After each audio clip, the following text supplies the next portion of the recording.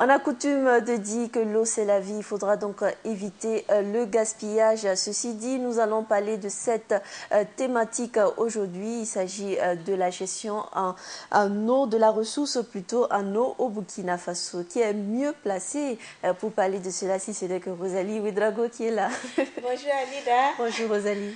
Et comment ça va? Ça va, et chez toi? Oui, ça va. Alors, on ne t'a pas apporté de l'eau, mais du Nescafé, mais c'est fait en base d'eau, n'est-ce pas? Exactement, oui. Nous allons parler de la gestion de cette ressource, on va dire, on ne peut pas s'en passer. On ne peut pas s'en passer. C'est une ressource vitale. Voilà. Donc, il faut naturellement qu'on en parle. C'est exact. Parce qu'on est dans un contexte de changement climatique, baisse de la pluviométrie. Donc, il est vraiment important, avec les moyens limités du Burkina, de parler des problèmes liés à la gestion de cette ressource-là pour inviter l'ensemble des Burkinabés, l'ensemble des consommateurs à faire plus d'économies. Et surtout parler d'eau potable. Hein. Exactement. Donc, il faut d'abord rappeler aux téléspectateurs que le Burkina est un pays enclavé. Ça, c'est un premier élément. Et ensuite, le territoire est constitué de 3 principaux bassins versants. Il s'agit naturellement de la Volta, la Comoé et le Niger. Et en plus de ces bassins versants, il y a également un grand nombre de retenues d'eau qu'on enregistre au Burkina Faso. Environ 2000 retenues d'eau, avec bien sûr 380 qui sont permanents, qui nous offrent l'eau douce dont on a besoin pour vivre. D'accord. Alors, donc, qu'est-ce qu'il faut bien sûr savoir quand on parle de ressources en eau? Il y a principalement 2 sources. Il y a la source souterraine que l'on exploite par la réalisation des forages et la ressource en eau de surface. Voilà, qui est vraiment alimentée par la pluviométrie. D'accord. Voilà, dans les barrages, par exemple. Exactement, oui. Mais il faut rappeler que cette ressource-là se fait de plus en plus rare. Déjà, du fait de la géologie du Burkina qui ne favorise pas vraiment une présence d'une grande aquifère souterraine, ce qui veut dire que la ressource souterraine à elle seule ne peut pas permettre d'alimenter, ne peut pas permettre d'approvisionner toute la population burkinabé. C'est pour ça d'ailleurs que l'ONEA existe, pour exploiter la ressource en eau souterraine pour combler les besoins en ressources en eau. Voilà. Donc, mais de plus en plus, dans le contexte actuel de changement climatique, il y a des problèmes naturellement que l'ONEA, qui est la structure qui nous offre l'eau potable. Parce que quand on parle de l'eau, on parle naturellement d'eau potable. Parce que c'est cette eau potable-là qui est vraiment vitale, dont on a besoin. Voilà, pour exister. On ne peut pas s'en passer, on ne peut pas s'en passer. L'organisme humain en a besoin, une grande quantité par jour, donc il est important d'en parler. Donc, alors, concrètement, Rosalie, la gestion de cette eau au Burkina Faso, peut-on être satisfait? pour le moment, non. Pour le moment, non. Mais il y a un grand effort qui est déjà fait pour l'État. L'État a pris des mesures pour pouvoir offrir de l'eau potable à sa population, mais il y a des insuffisances. Donc, ces derniers temps d'ailleurs, l'ONEA a enregistré des insuffisances avec des coupures d'eau à longueur de journée. Ça, c'est pour ceux qui ont accès même à l'eau potable. Oui. On peut voir déjà sur l'image là. Dans les zones rurales, je parle d'abord de la zone urbaine et périurbaine qui ont accès à la ressource en eau offerte par l'ONEA. Sinon, la tâche, cet approvisionnement en eau potable enregistre bien sûr des insuffisances dans les zones rurales. Vous voyez en image ces populations rurales-là qui font, vous voyez, c'est l'eau d'une mare. Voilà. Que Qui vont aller boire. Oui, ils vont aller boire. Donc, la seule méthode de traitement de cette eau-là, c'est la décantation. Ce qui n'est pas suffisant. Quand on sait qu'il y a des contaminations bactériologiques et autres, la qualité de cette eau-là reste à désirer. Alors, donc, le taux d'accès à l'eau potable au Burkina est vraiment insuffisant. Et lorsqu'on va dans les zones rurales, la tâche est très rude pour les femmes, pour les enfants, pour les jeunes filles qui sont souvent même obligées d'abandonner l'école pour aller aider leur mère On se demande pourquoi l'ONEA n'arrive pas jusqu'à ces Parce que les capacités de l'ONEA sont limitées. Les capacités de production de l'ONEA sont limitées. Raison pour laquelle même dans la capitale, Ouagadougou, on enregistre des insuffisances, des coupures d'eau en longueur de journée. Donc la capacité de l'ONEA est vraiment limitée. Raison pour laquelle le gouvernement a entrepris une démarche d'extension de la production de cette ressource-là vitale avec le projet de Zigadou. Voilà, pour renforcer la capacité de l'ONEA à approvisionner la population en eau potable.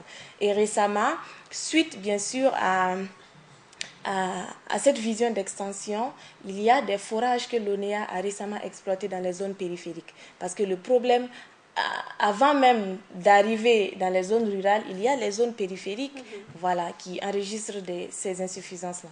Donc l'ONEA a entrepris des démarches d'exploitation des forages pour pouvoir fournir de l'eau potable à cette population périphérique et rurale. Mais la vision, je pense, dans cette vision-là, il y a des insuffisances. Parce que ces forages-là sont exploités à partir de l'énergie fossile. Voilà. Ce qui est incompréhensible maintenant, voilà, quand on sait que le Burkina enregistre des difficultés dans ce domaine-là. Alors, mais Rosalie, on parle d'eau, c'est vrai, on voit une jeune fille qui est en train de boire l'eau au robinet, on se dit qu'elle est potable. Qu'en est-il réellement du traitement de ces eaux-là? Quand on fait un tour du côté du barrage de Tanguy, par exemple, la pollution autour. Justement, et voilà. Quand on se dit que ça se retrouve dans notre gobelet pour boire, qu'en est-il réellement du traitement de ces eaux-là? La situation est vraiment inquiétante parce que de plus en plus, l'ONEA aura du mal à contrôler. C'est vrai qu'il y a un minimum de traitement que l'ONEA assure avant de fournir cette eau-là à la population. Il s'agit naturellement de... l'eau suit un processus de traitement, décantation, traitement par le chlore pour éliminer les microbes et tout. Mais les ressources d'eau souterraines sont de plus en plus polluées par beaucoup d'activités. L'activité minière, par exemple, et même le maraîchage qui s'installe autour des points d'eau. Le maraîchage qui utilise pas mal de produits chimiques. Donc, il faut vraiment que l'ONEA ait un regard plus ferme sur ces aspects-là pour ne serait-ce que contrôler les activités qui s'installent autour des points d'eau exploités pour la consommation. Est-ce que c'est du ressort de l'ONEA? C'est du ressort de l'ONEA parce que l'ONEA travaille en collaboration avec tout le gouvernement. Donc si le problème est identifié, c'est l'ONEA qui a la responsabilité de mener le projet à bien. Donc, mais au-delà de l'eau potable, il y a les autres... au-delà de l'approvisionnement en eau potable, il y a la ressource en elle-même qui se fait de plus en plus rare dans le contexte actuel de changement climatique. Voilà, la baisse de la pluviométrie, le Burkina qui enregistre des insuffisances en matière d'infrastructure, de rétention d'eau. Donc tous ces aspects-là sont à revoir. Quand on sait que le pays n'a pas accès à la mer, il faut naturellement qu'on ait des infrastructures pour pouvoir retenir une grande partie de cette eau qui tombe sur notre sol. Donc voilà une grande question qui doit être revue quand on sait que le Burkina est un pays agricole, voilà, un pays dont l'économie est basée sur l'agriculture. Il faut pouvoir retenir une grande quantité parce que près de la moitié de la quantité d'eau qui tombe par année s'écoule dans les pays limitrophes. Alors, donc il faut tout faire pour retenir la ressource. J'aimerais qu'on revienne sur cet aspect d'exploitation minière. On a vu dernièrement dans les informations qu'il se pourrait que les États-Unis viennent exploiter de nouveau notre sol. Est-ce que justement avec cette floraison de mines au Burkina Faso de miniers, on va le dire ainsi, nous allons nous en sortir un jour avec la gestion de notre ressource à nous? À ce rythme-là, il faut dire que non. Il faut dire que non. Parce que l'exploitation minière est une activité très polluante. C'est une activité très polluante. Déjà, avec les sociétés qui se sont installées, on ne s'en sort pas. Plusieurs fois, il y a eu des cas de pollution des ressources en eau. Et c'est la population locale qui en pâtit. Donc vraiment, il faut que l'État limite.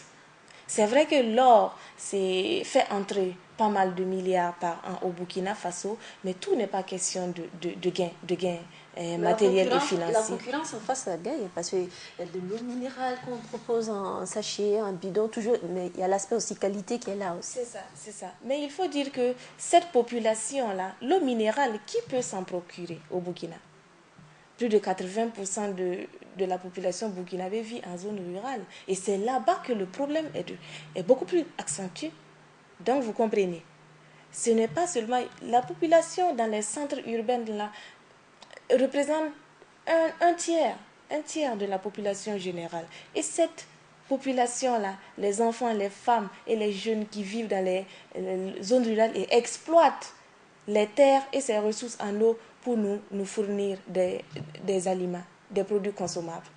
Voilà. L'impact direct. L'impact direct. Donc, il faut vraiment que l'État ait une vision globale, une vision qui intègre tout citoyen burkinabé pour ne pas prendre des décisions qui vont compromettre la vie la santé publique.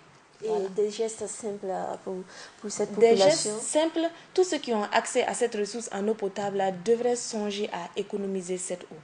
Voilà, il ne faut vraiment pas gaspiller. Je prends un exemple. Ceux qui ont la possibilité de prendre une douche directe avec le robinet qui coule sur soi, et je pense que c'est l'occasion de commencer à puiser de l'eau dans un seau pour aller, ça limite les pertes en fait, voilà, pour économiser. Parce qu'en temps de chaleur, on est en temps de chaleur, il y a beaucoup le besoin plutôt en eau potable est très fort. Donc, il faut que chacun ait le réflexe d'économiser cette ressource-là pour que l'ONEA puisse en donner à d'autres personnes. Que le gouvernement appuie bien l'ONEA. Exactement, exactement. Merci Rosalie d'être passée sur ce plateau. Mesdames et messieurs, c'est fini pour la chronique de ce mardi avec Rosalie Ouedraogo, environnementaliste et éducatrice. Il était question de la gestion de la ressource en eau dans notre cher pays, le Burkina Faso. Ceci vient mettre fin à la chronique du jour.